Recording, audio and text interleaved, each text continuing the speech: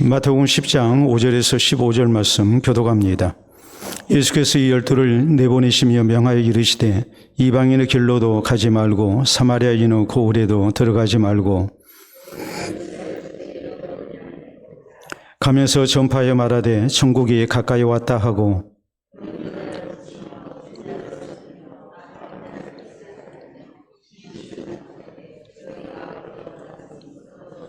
너희 전대에 금이나 은이나 동을 가지지 말고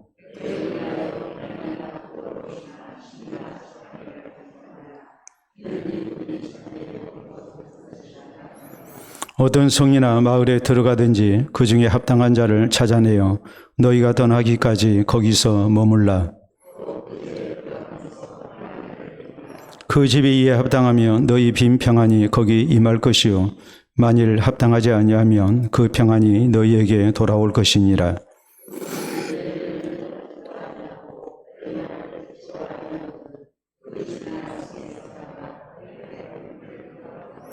내가 진실로 너희에게 이르노니 심판날에 소돔과 고모라 땅이 그 성보다 견디기 쉬우리라. 아멘. 오늘 마태복음 강의 62번째 시간입니다. 광고하기에서 이제 그런 얘기를 합니다. 광고 없이 사업하는 것은 어둠 속에서 처녀에게 윙크하는 것과 같다. 이렇게 얘기를 합니다. 어둠 속에서 처녀에게 윙크를 해봐야 내 마음이 전달될 수가 없는 것이죠. 그래서 또 이렇게 이어서 말을 합니다. 당신 자신은 무슨 일을 하는지 알지만 남들은 몰라준다. 이렇게 얘기를 했습니다. 그렇기 때문에 광고에 있어서 중요한 것이 뭐겠습니까? 광고가 광고로 그치는 게 아니고 판매 효과로 나타나는 데 있다는 사실이죠. 다시 말하자면 광고를 잘하게 되면 판매가 증대되고 만약 광고를 안 한다 할지 혹은 잘못하게 되면 내가 노력한 것만큼 아무리 좋은 물건을 생산해냈다 할지라도 제품을 생산해냈다 할지라도 이것이 잘 팔릴 수가 없고 또 그로 인해서 기업이 수익을 낼 수 없다는 것을 우리에게 말씀을 합니다. 그렇기 때문에 기업은 단순히 값싸고 좋은 제품만 생산하지 않습니다. 기업을 홍보하고 또 상품을 홍보하는 일 절대 소홀히 하지 않습니다. 어떤 경우 천문학적인 광고비를 투자를 해서 그래서 기업과 또 자신들의 제품을 널리 알리고자 합니다. 이 모든 것이 바로 이 판매와 연결되고 또 기업의 수익과 더 나아가서 기업의 생존과 이렇게 직결되기 때문에 절대 광고를 소홀히 할 수가 없는 것입니다. 우리는 지난 시간에 우리 예수님께서 12 제자를 사도로 세우신 일에 대해서 말씀을 살폈습니다. 제자들이 선택한 게 아니라 우리 주님께서 주권적으로 선택하셨습니다. 그렇기 때문에 우리가 주님이 나를 부르셨다는 사실을 알고 무엇 때문에 나를 부르셨는가 이것을 밝히 알고 우리가 주님 앞에 순종하고 충성해야 하는 이런 소명의식을 가져야 된다고 그랬죠. 또 우리 주님께서는 저희에게 이렇게 병자를 고치고 또 귀신을 내어쫓는 권능을 주셨습니다. 이 사실을 통해서 우리가 주님 앞에 헌신되고자 할 때에 주께서 우리와 함께 하시고 또 도와주심을 믿고 우리가 부족한 것이 참 많은 사람이지만 우리가 주님의 나라 사역에 기쁨으로 헌신돼야 된다라는 것도 중요한 그런 강조점으로 이제 우리가 말씀을 살폈습니다.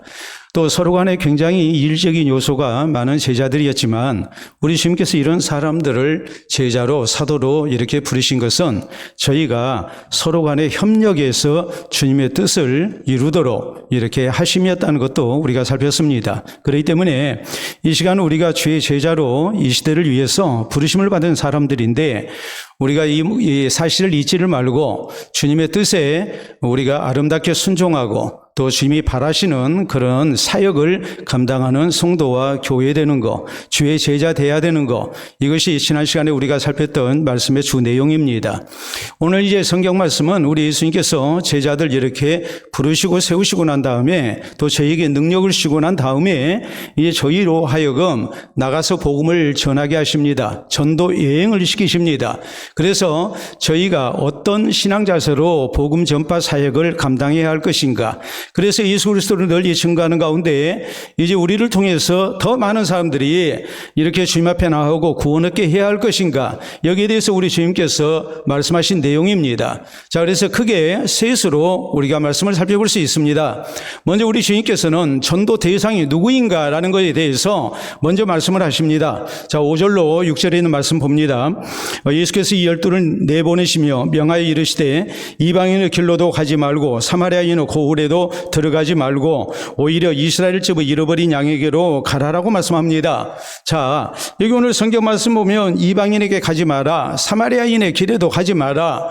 자, 이방인은 우리가 잘 알다시피 이스라엘 백성이 아닌 사람들을 우리가 이방인이라고 얘기를 하죠. 그래서 사마리아인의 길에도 가지 마라 그랬는데, 사마리아는 우리가 가나안 땅을 놓고 볼 때에 이스라엘 북부 지역에, 중부 지역에 위치하고 있는 그런 땅입니다. 여기 있는 사람들은 북이스라엘이 아수르에 의해서 주전 722년에 멸망을 하고 난 다음에 이제 이런 혼혈 정책에 의해서 이렇게 피가 섞여버린 사람들이에요.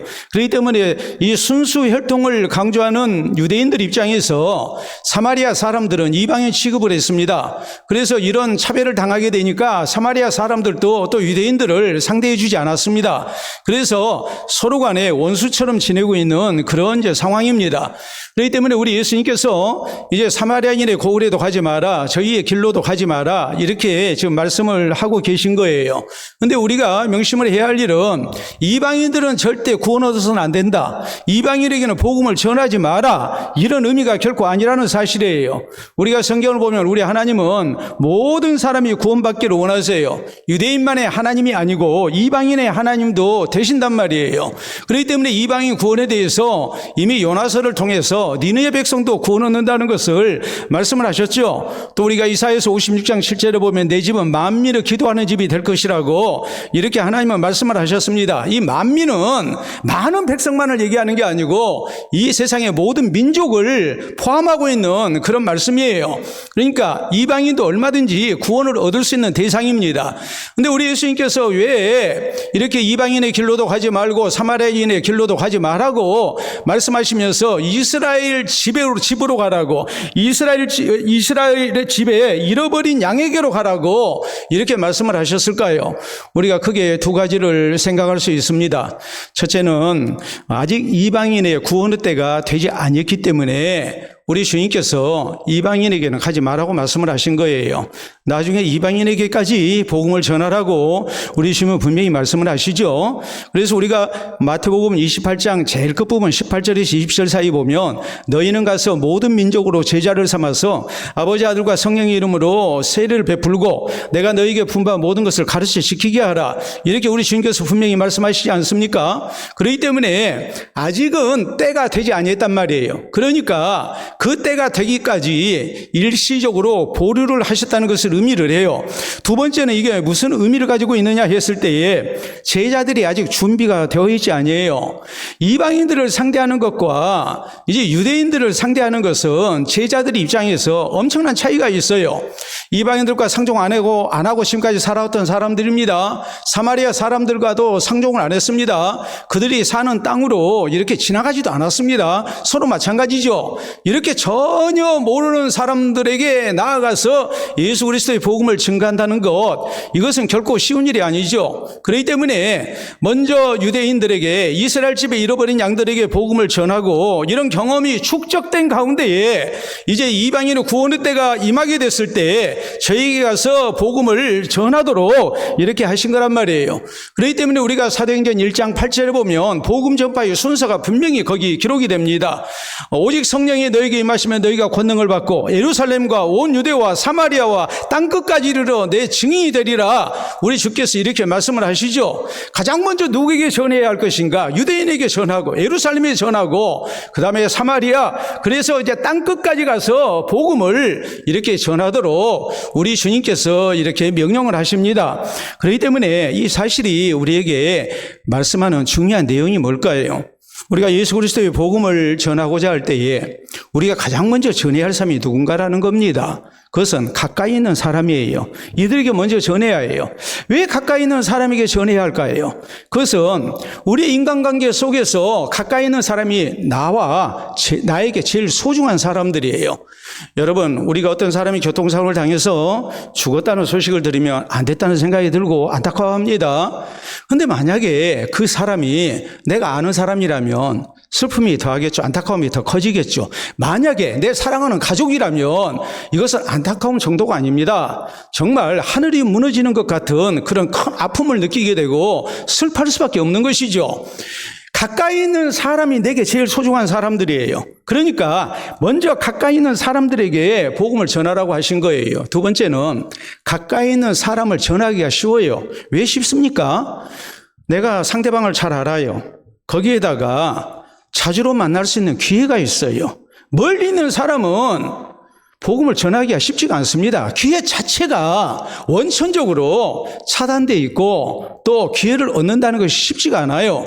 근데 내가 날마다 같이 대화를 하고 밥을 먹고 얼굴 보고 하는 사람들, 직장에서 같이 일하는 사람들, 이런 사람들이 오늘 성경 말씀에 우리가 대비해 보자면 다름이 아니라 이스라엘 집에 잃어버린 양들입니다. 근데 우리는 자꾸 그러죠. 이스라엘 집에 잃어버린 양들, 가까이 있는 사람은 내가 자신이 없어요. 왜냐하면 내가 너무나 하나님의 말씀대로 예수 그리스도의 제자처럼 살지를 못해서 그래서 부끄러워해요. 그러니까 어떻게 합니까? 전혀 모르는 사람 찾아가서 복음을 전하려고 하는 거예요.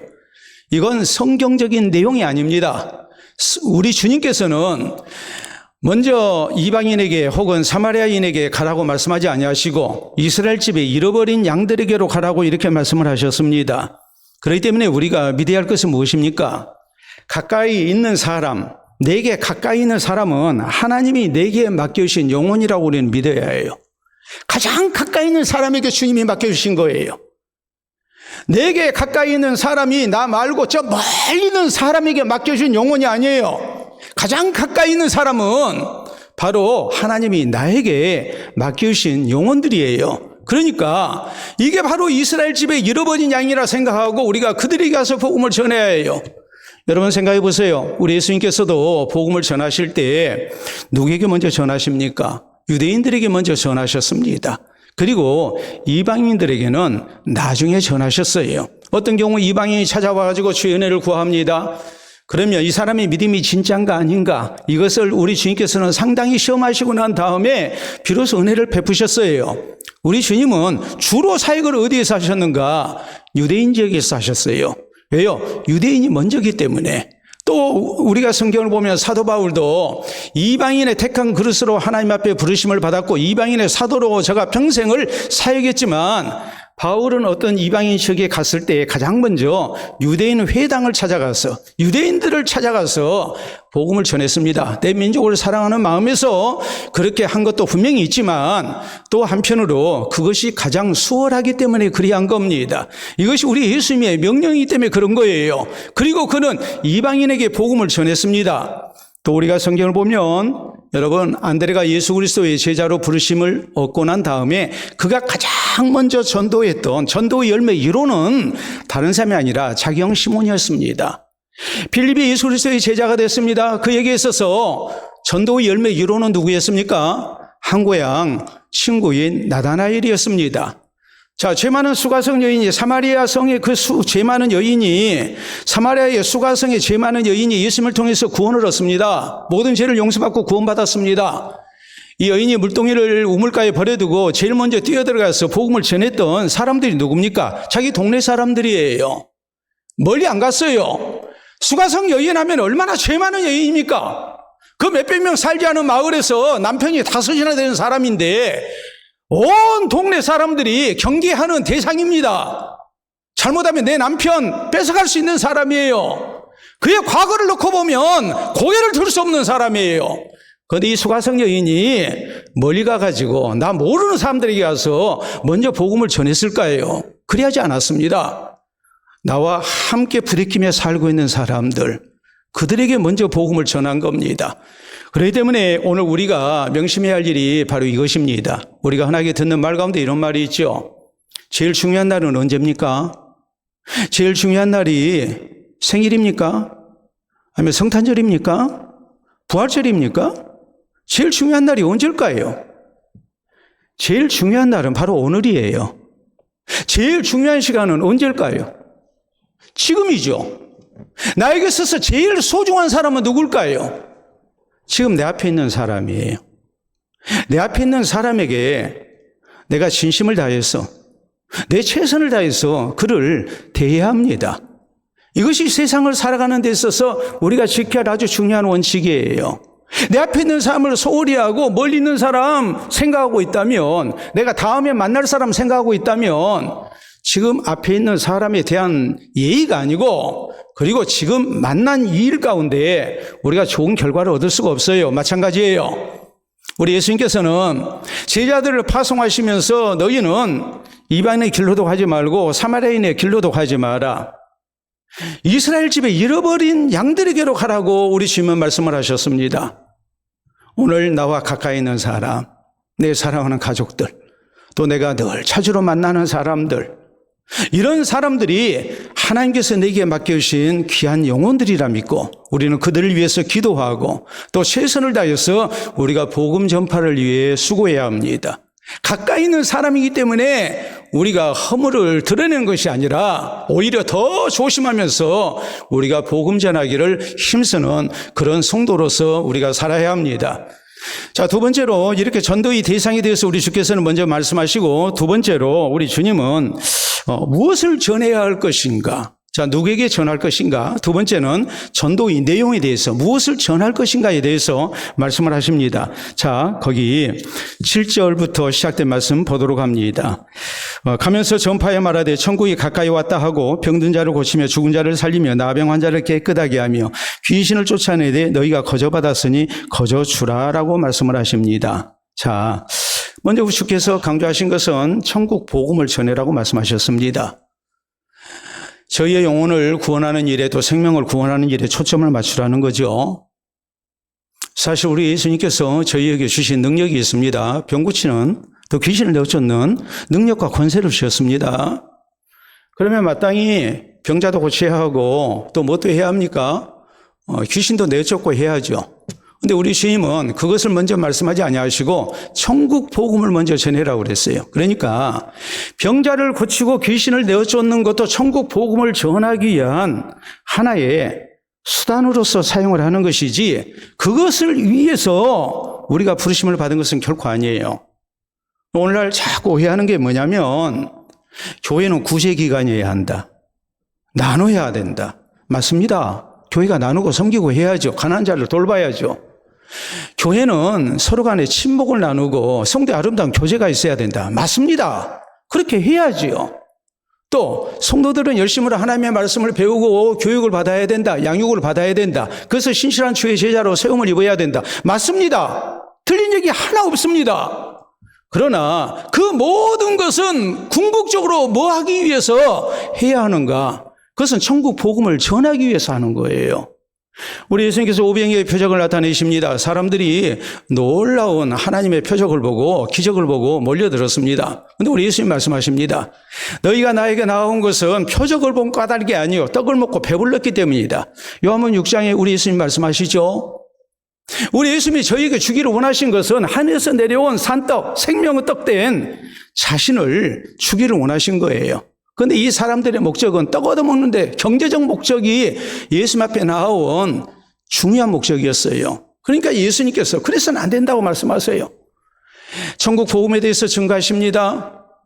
생명의 떡, 하늘에서 내려온 산떡 대신 예수 그리스도를 구주로 믿어야 된다고, 그래야 너희가 나를 먹어야 산다, 이렇게 주님이 말씀하시니까 이 말씀을 어렵도다 누가 알아들을 수 있으래 하고 주님을 떠나가고 다시는 예수님 앞에 나오지 아니했다 그랬거든요. 예수님이 제자들이 물으십니다. 너희도 가려느냐? 요한복음 6장 68절에 베드로가 대답합니다. 영생 말씀이 주께 있사오니 우리가 누구에게 가겠습니까? 여러분, 베드로전서 1장 9절은 믿음의 결국이 무엇인가? 우리가 왜 믿어야 되는가? 우리의 신앙생활의 가장 궁극적인 최종 목표는 무엇인가?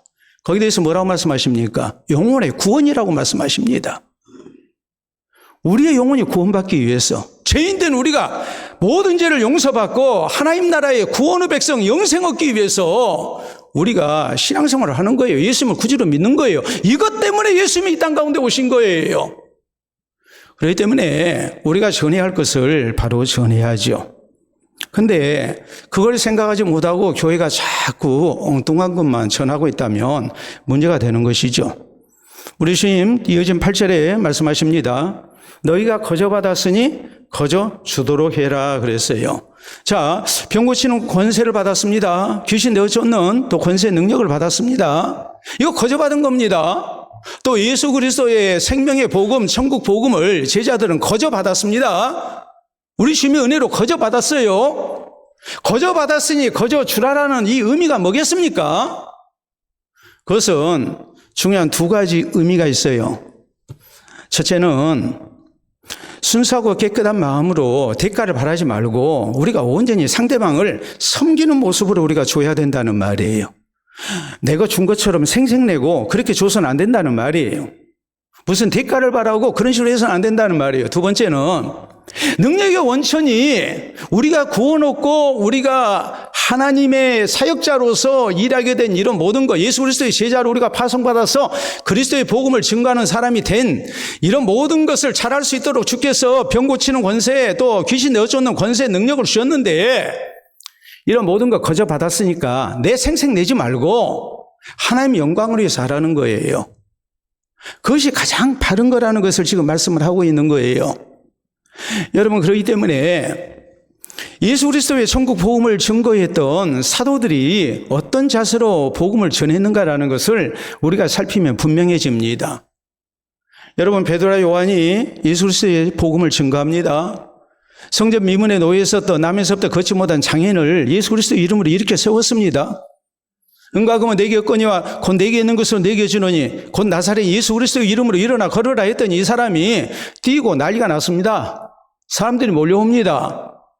그러니까 이들이 했던 이야기가 무엇입니까? 이스라엘 사람들아, 왜 놀랍게 여기느냐? 우리 개인의 권능과 능력으로 이 사람을 일으킨 것처럼 왜 우리를 주목하느냐라고 이렇게 얘기를 하죠. 우리가 아니다. 너희가 십자가에 못 박아 죽인 예수 그리스도의 이름으로 하나님께서 하신 일이다. 거저주는 겁니다. 거저줘야 해요. 바울과 바나바도 그랬습니다. 루스드라에서 걷지 못한 장애인을 이렇게 세웁니다. 그때 사람들이 막 몰려와가지고 그 앞에 제사를 드리려고 합니다.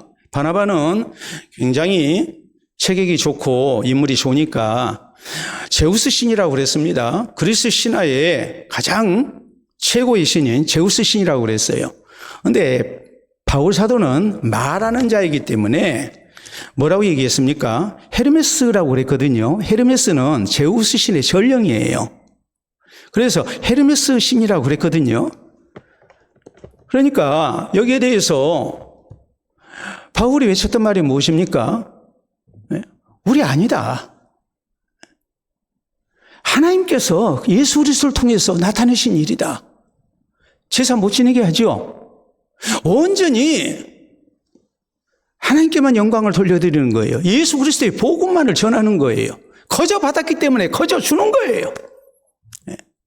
베드로전서 4장 11절은 우리에게 말씀합니다. 만일 누가 말하려거든 하나님이 주시는 말씀을 하는 것 같이 하고, 만일 누가 봉사하려거든 하나님이 주시는 힘으로 하는 것 같이 하라. 이는 범사에 예수 그리스도로 말미암아 하나님께 영광이 되게 하려 하십니다. 그에게 세세무궁토록 영광이 있을지어다. 아멘. 그랬거든요. 내가 주는 것처럼 해서는 안 된다는 말이에요. 예수 그리스도의 천국 복음을 내가 주는 것이 아니라 하나님께서 그리스도를 통해서 우리에게 주신 놀라운 구원의 은총인 것을 우리가 밝히 전해야 하고, 혹시라도 내가 영광받는 일이 있지 않도록 우리가 조심해야 된다는 말이에요. 이게 거저 받았으니 거저 주라라는 말이에요. 여러분, 일반적으로 우리가 음식점에서 제일 중요한 것을 뭐라고 생각합니까? 제일 중요한 것은 음식 맛이죠. 음식점에 인테리어가 좋아서 혹은 분위기가 좋아서 우리가 갈 수도 있습니다. 그러나 가장 중요한 것은 음식 맛이거든요. 가성비가 좋으냐 나쁘냐, 그 가성비를 따지는 데 있어서 제일 중요한 것은 바로 음식 맛이에요. 서양 정식 요리에서 대체적으로 이제 3가지 단계에 의해서 식사가 진행이 됩니다. 먼저 전체가 있죠. 에피타이저라 해서 일반적으로 이제 앞전자에 채소 채자를 쓰거든요. 이것은 큰 식욕을 불러일으키기 위해서 이렇게 식사 전에 하는 조그만 자극이라고 그랬어요. 그러니까 식욕을 북돋우기 위해서 먹는 음식이에요. 대체적으로 뭘까요? 에피타이저 하면 우리가 뭐 먹습니까? 좀 쌉쌀한 채소 종류, 샐러드를 먹죠. 샐러드가 너무 달아버리면 식욕이 돋아지지 않아요. 약간 쌉쌀한 상태로 먹어야 식욕이 생겨나는 거예요. 그리고 난 다음에 메인 요리를 먹습니다. 메인 요리를 먹고 난 다음에 그 다음에 먹는 게 뭘까요? 디저트를 먹죠. 대개 이 3단계에 의해서 식사가 진행이 됩니다. 여러분 에피타이저 보고 식당 가는 사람 없어요. 디저트가 좋아서 가는 사람 없어요. 제일 중요한 건 뭐냐면 바로 메인 요리예요. 여러분 우리가 음식점에 보면은 대체적으로 그 음식점을 대표하는 주 메뉴가 있어요. 이걸 메인 메뉴라고 그래요. 제일 중요한 메뉴. 근데 어린아이도 있을 수 있고 또 그 음식을 좋아하지 않고 또 다른 음식을 좋아하는 사람도 있고 그러지 않겠습니까? 닭백숙을 잘하는 때인데 어떤 사람은 닭고기 안 먹는 사람도 있잖아요. 그러니까 오리백숙을 같이 겸해서 그렇게 하는 경우도 있겠고 그렇잖아요. 그래서 이제 그런 경우를 뭐라고 얘기하느냐. 뭐 어린이를 위한 돈가스를 판다 할지 이런 경우를 우리가 이제 뭐라고 얘기하냐면 사이드 메뉴라고 얘기하거든요. 갈비탕집 잘한데 거기서 설렁탕도 팔고 그래서 이제 사이드 메뉴로 파는 거예요. 제일 중요한 게 뭐겠어요? 메인 메뉴거든요. 그게 제일 중요해요. 그것을 많이 팔아야 해요. 또 거기에 전력 투구를 해야 해요. 왜요? 그것을 제일 중요한 상품으로 내세웠으니까. 우리가 일식 회를 먹게 될 때에 어떤 분들은 회를 좋아하는 게 아니라 먹기 전에 메인 요리가 나오기 전에 있는 것을 좋아하시는 분들이 있습니다. 우리가 일본말로 스키다시라고 그러죠. 그렇죠? 스키다시라는 것은 곁들였다라는 일본말이거든요. 곁들이는 음식이에요. 이건 주 메뉴가 아니에요. 메인 요리가 아니라고요. 그런데 그 스키다시 좀 나온 거 그거 많이 줘야 이 식당 아주 잘한다고 엉뚱한데 그렇게 우리가 신경을 쓰고 있는 거예요. 그런데 오늘 우리가 예수 그리스도의 복음을 증거하는 데 있어서 거저 받았으니 거저 줘야 되는데 제일 중요한 것이 무엇인가? 예수 그리스도의 천국 복음을 우리가 오직 하나님의 영광을 위해서 그리스도의 영광을 위해서 우리가 전해함에도 불구하고 이 본분을 망각해버린 데가 참 많습니다. 교회가 하나님의 말씀 천국 복음을 증거하는데 전념을 다하는 게 아니라 자꾸 격가지에 치중을 하는 거예요. 그러면 성도들의 영적인 건강도 제대로 유지가 되지 않습니다. 우리가 신앙생활을 잘못할 수밖에 없어요. 교회가 세상을 향해서 예수 그리스도의 복음을 증거하고자 우리가 전력 투구를 해야 되는데 그러지 하지 않고 아까 말씀을 드렸듯이 자꾸 우리가 엉뚱하게 구제 많이 해야 된다. 해야죠. 나 그 구제하는 목적이 뭐냐는 거예요. 나누는 목적이 어디 있느냐는 거예요. 병자를 치유해야 된다. 해야죠. 그러나 그 모든 것은 천국 복음을 전하기 위한 수단으로 사용되는 것이지 그것 위해서 교회를 하나님이 허락하신 게 결코 아닙니다. 무엇이 가장 중요한가를 우리가 놓쳐서는 안 됩니다. 너희가 거저 받았으니 거저 주도록 해라. 예수 그리스도의 그 천국 복음, 하나님의 은혜 속에서 우리가 거저 받았습니다. 우리 어떤 행위나 우리 어떤 선행을 통해서 우리가 율법을 준수해서 우리가 잘나서 우리가 천국 복음을 받은 게 아니고 하나님의 무조건적인 사랑에 의해서 우리가 거저 받았고 우리 주님의 주권적 선택에 의해서 우리가 이 시대에 예수 그리스도의 제자로 부르심을 받았습니다. 그러므로 우리는 천국 복음을 거저 전해야 하고 혹시라도 내가 영광받고자 하는 이런 욕구 있지 않도록 해야 합니다. 온전히 하나님께만 영광을 돌려드리는 모습으로 우리가 귀한 영혼을 사랑하고 섬기는 마음으로 우리가 복음을 증거해서 우리 주께서 우리를 세상 가운데 파송하신 그 거룩한 소명을 잘 감당하는 우리 모두가 될 수 있기를 바랍니다. 자, 다음은 세 번째로, 첫 번째는 누구에게 전해야 될 것인가? 전도의 대상이었죠. 두 번째는 전도의 내용이었어요. 무엇을 전해야 될 것인가? 오늘 성경 말씀은 세 번째로 전도자의 자세에 대해서 말씀을 하십니다. 자, 9절, 10절 말씀 보도록 합니다. 너희 전대에 금이나 은이나 동을 가지지 말고, 그러니까 세상을 살아가는 데 있어서 필요한 지금 돈을 얘기하는 겁니다. 여행을 위하여 배낭이나 두벌 옷이나 신이나 지팡이나 가지지 말라. 이는 일꾼이 자기 먹을 것 받는 것이 마땅함이라. 일하는 사람에게 분명히 갚아주시는 하나님의 은혜가 있다는 것을 지금 주면 말씀을 하고 있는 거예요. 자, 11절. 어떤 성이나 마을에 들어가든지 그 중에 합당한 자를 찾아내어 너희가 떠나기까지 거기서 머물라. 또 그 집에 들어가면서 평안하기를 빌라. 그 집이 이 합당하면 너희 빈 평안이 거기 임할 것이요 만일 합당하지 아니하면 그 평안이 너희에게로 돌아올 것이니라.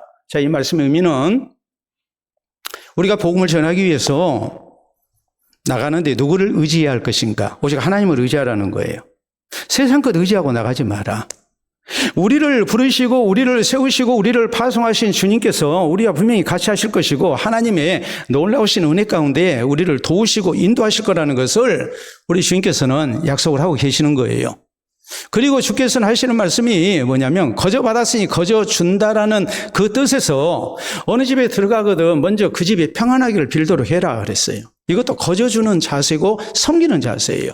너희가 빈 평안이 그 집에 합당하면 거기에 임할 것이고 합당치 아니하면 그 빈 평안이 너희에게 돌아오게 될 것이다. 그래서 우리가 거저 주는 섬기는 자세가 얼마나 복된 결과를 가져오는가에 대해서 우리 주님은 분명히 말씀을 하십니다. 우리가 예수 그리스도의 이름으로 축복하게 될 때에 그런 모든 것이 하나님의 아름다운 섭리 속에서 응답이 나타나게 될 거라는 말이에요. 그 집에 나타나든지 아니면 다시 내게 돌아오든지. 그런데 이렇게 사람들이 환영하고 기뻐하고 받아주는 사람만 있느냐? 절대 아니라는 거지요.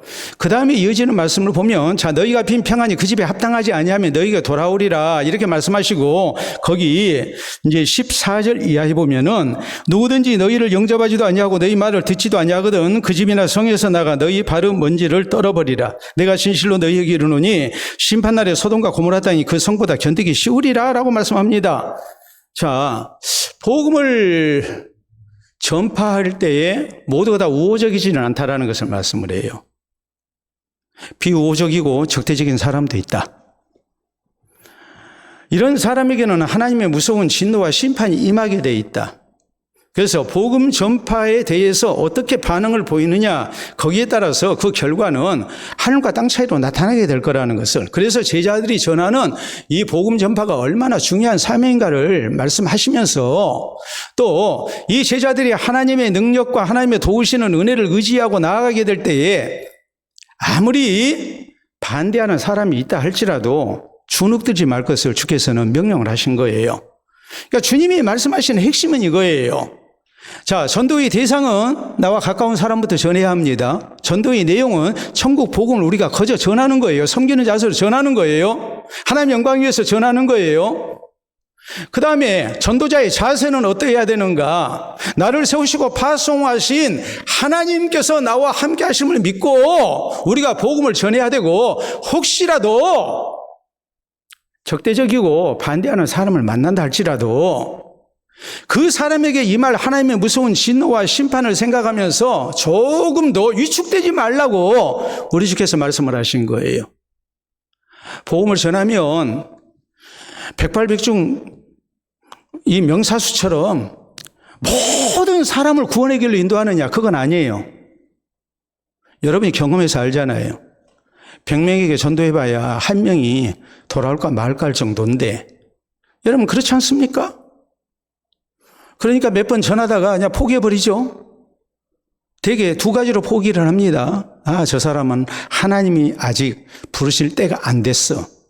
두 번째는 난 전도에 능력이 없어. 그리고 포기를 하는 거예요.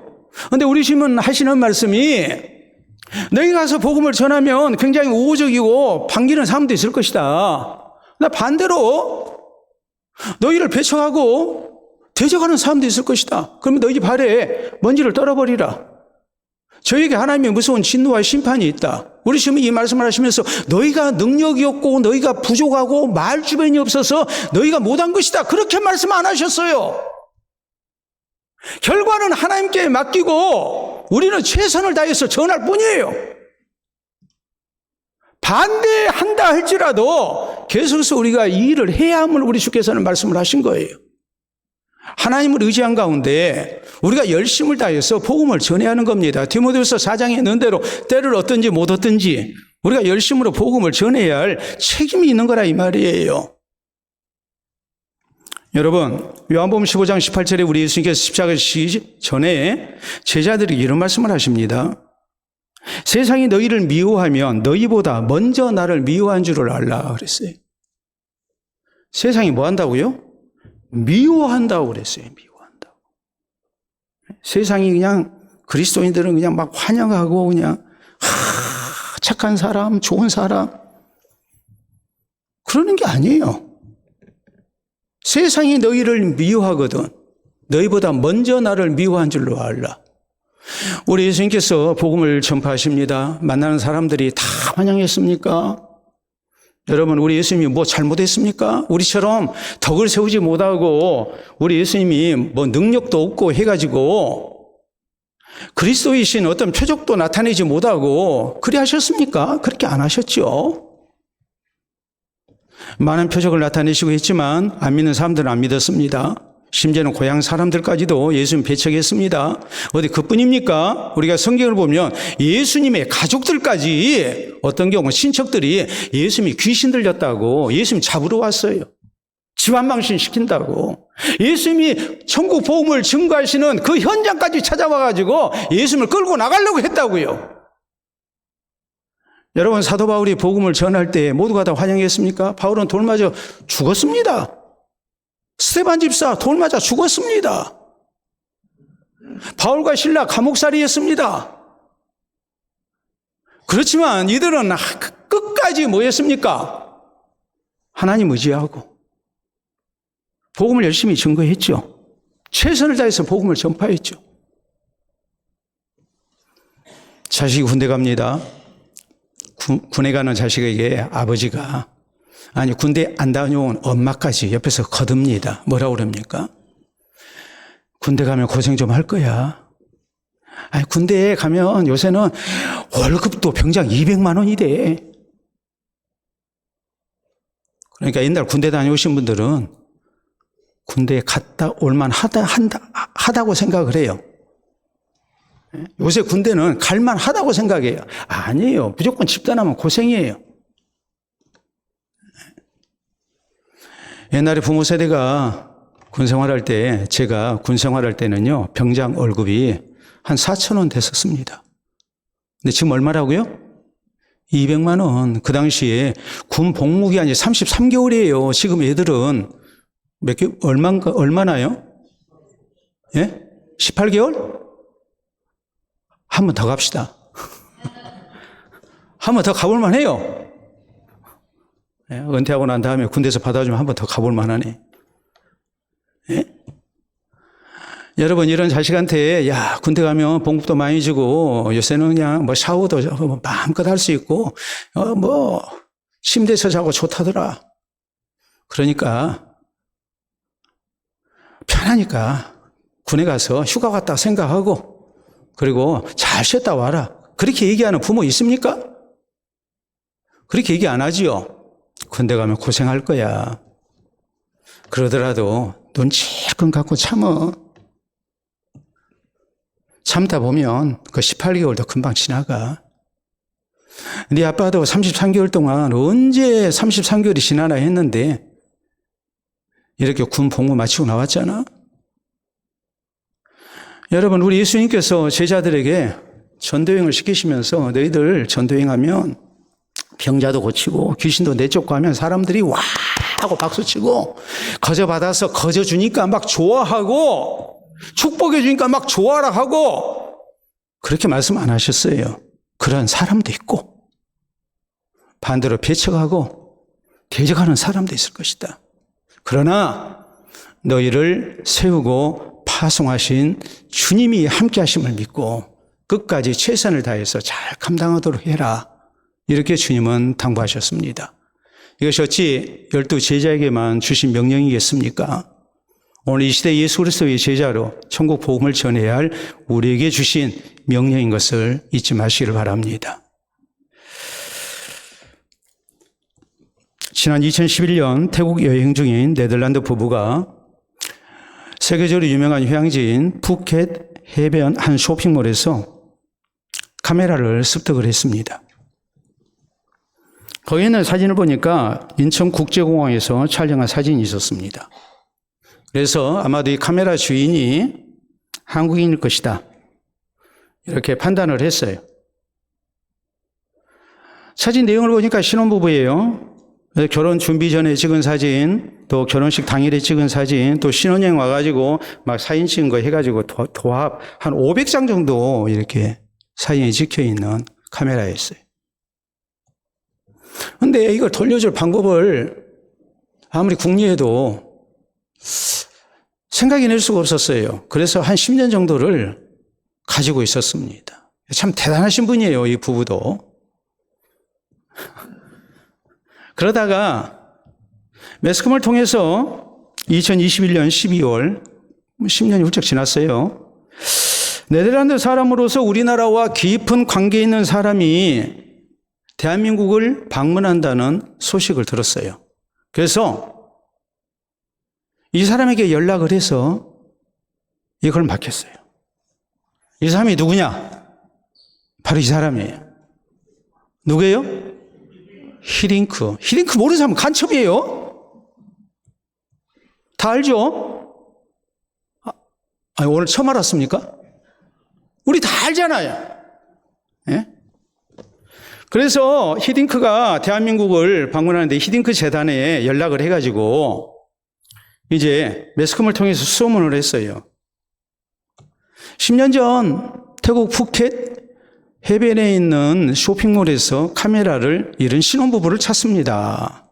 하고서 했더니 6시간 만에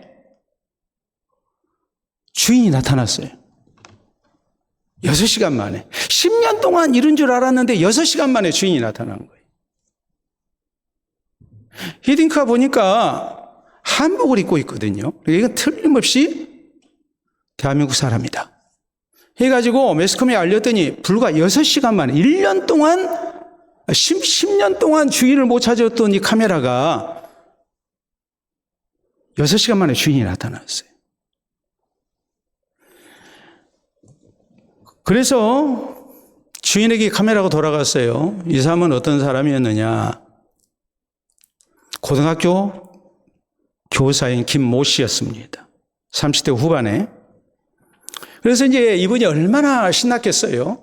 그래서 수업 시간에 학생들한테 야, 내가 10년 전에 카메라를 잃어버렸는데 신혼여행 때 카메라를 잃어서 참 난감했는데 그리고 포기하고 있었는데 이러저러 해가지고 히딩크를 통해서 내가 찾았다 하고서 얘기를 했어요. 그랬더니 제자들의 첫 번째 질문이 뭐였냐면 히딩크가 누구예요? 이런 거예요. 왜 그러느냐? 자기가 가르치는 제자들은 2005년생이에요. 히딩크는 몇 년도에 우리나라에서 놀라운 업적을 이뤘습니까? 2002년도거든요. 그러니까 2005년도에 출생한 학생들이 히딩크를 모르는 거예요. 대한민국 사람으로서 히딩크 모르면 이 자리에 계신 분들 가운데 모르는 사람은 간첩이요. 옳죠? 근데 2005년생은 히딩크를 알 수가 없어요. 제가 이 기사를 접하고서 느낀 게 그겁니다. 자, 기업에서 제품을 생산하고 난 다음에 열심으로 홍보해야 하는 것처럼 광고해야 하는 것처럼 예수 그리스도가 아무리 우리의 구주가 되시고 천국 복음이 소중해도 전하지 않으면 아무 소용이 없어요. 우리가 전해야만이 구원의 역사가 일어나요. 우리 주님은 말씀하셨습니다. 제자들 파송하시면서 하시는 말씀이 이스라엘 집에 잃어버린 양들에게로 가라. 오늘 가까이 있는 사람들 하나님이 내게 맡겨주신 영혼이라고 믿어야 됩니다. 그리고 우리는 거저 받았으니 거저 줘야 합니다. 사랑하는 마음으로, 섬기는 마음으로 오로지 천국 복음을 전하기 위해서 우리가 최선을 다해야 됩니다. 하나님의 영광 위해서 우리가 수고하고 그 영혼을 위해서 우리가 섬기는 마음이 있어야 됩니다. 분명히 반대도 있을 것입니다. 힘든 일도 있을 것입니다. 아주 강팍한 사람 우리가 만날 수 있을 것입니다. 그러나 우리를 세우시고 파송하신 우리 주님께서 우리와 같이 하시고 도와주실 것 믿고 주어진 환경 속에서 우리가 최선을 다해야 됩니다. 그래야만이 내 주변에 있는 영혼들이 한 영혼이라도 구원 얻는 역사가 일어납니다. 이 말씀 기억하면서 주께서 이 저녁 우리를 우리의 사랑하는 가족들 이웃에게 파송하셨다 생각하고 우리 모두가 함께 이 시간 파송기도 여기에 아멘하는 기도가 있기를 바랍니다. 자, 우리 함께 기도합니다. 주님이 나를 세우셨습니다. 또 주님이 나에게 능력 주시고 나와 함께 하시겠다 약속하시고 나를 파송하셨습니다. 이 주님의 사명, 주께서 우리에게 주신 이 귀한 사명 잊지 말고 생명 구원을 위해서 최선을 다하는 주의 제자와 교회 될 것을 우리가 기도로 다짐할 수 있기를 바랍니다.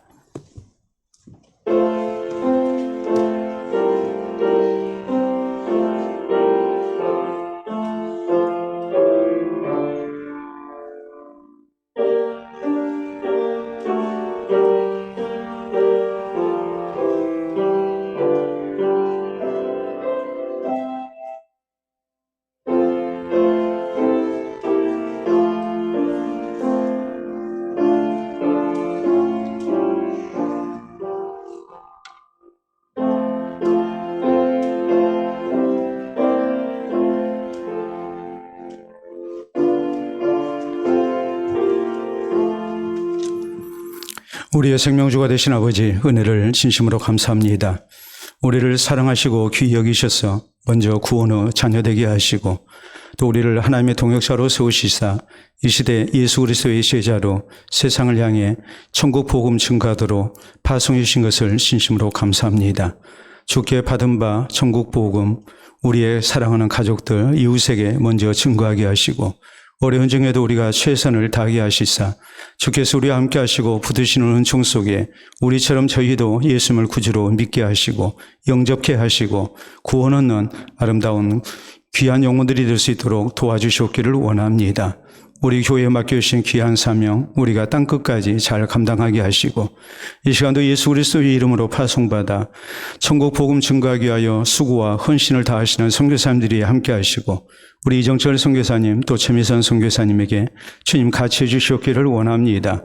온 교회가 합심하여 국내 전도와 또한 해외 선교에 아름답게 쓰임받을 수 있도록 도우시고 우리 한 사람 한 사람이 내 사랑하는 가족과 이웃을 그리스도의 품으로 인도하는 데 귀하게 헌신될 수 있도록 역사하시고 아름다운 열매로 하나님 앞에 영광 돌려드리는 우리 모두 되게 해 주시옵소서. 예수님 이름으로 기도하옵나이다. 아멘.